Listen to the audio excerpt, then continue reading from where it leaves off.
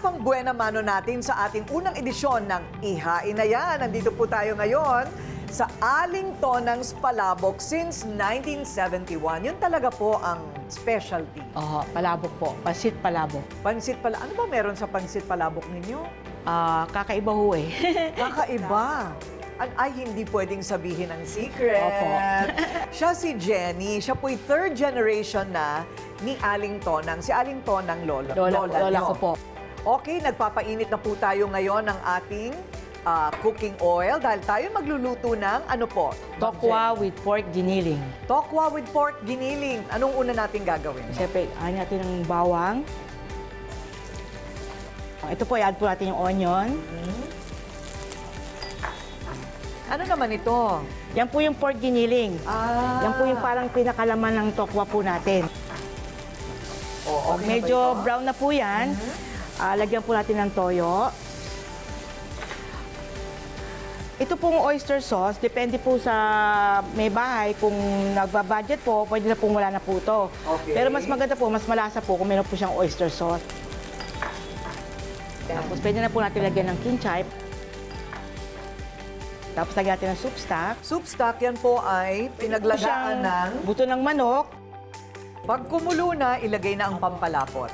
Habang lalagay po natin, medyo hahaluin po kasi baka magbuo-buo po siya. Nasa paghahalo, ang sikreto, para walang nasusunog. Po medyo masayahin po nagluluto para humasapit. Yan. Kailangan masaya, huwag kayo magbubugnot kasi baka sumakit ang tiyan ng kakain. Totoo ba yun?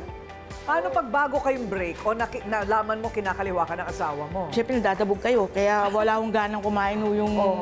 O kaya sasakit mo yung tiyan ng Nakikita mo asawa. talaga yun, ha? Pag medyo So, pwede- malapot-lapot ng ganyan. Pwede natin ihalo natin yung pinitong tokwa po. Ito pong ating tokwa, hiniwa na ho natin, then pinilito na po natin. Wala ito sa menu nila, pero ito ang paborito ng kanyang asawa. Mga nagda-diet po, Miss Corina, yung tokwa, pwede nang gawin ng source of protein at saka pampatibay ho ng mga buto. Lalo po yung mga nagmamuscle build. Alam po ninyo, itong aming niluluto ngayon, yung ingredients, pati yung paano gagawin, lalabas po yan sa aming mga social media accounts, ha?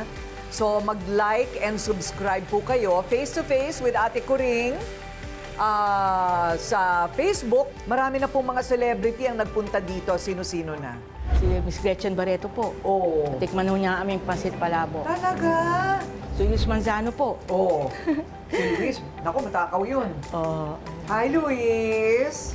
At lahat ng ito, syempre, magbibigay tayo sa ating studio audience. Magbabalot ako nito para sa kanilang lahat sa studio. And we're done. Ito ng itsura ng ating, ano to, hindi na tonang ito, Jenny na ito. Opo, Jenny's tokwa with pork giniling. Tokwa with pork giniling.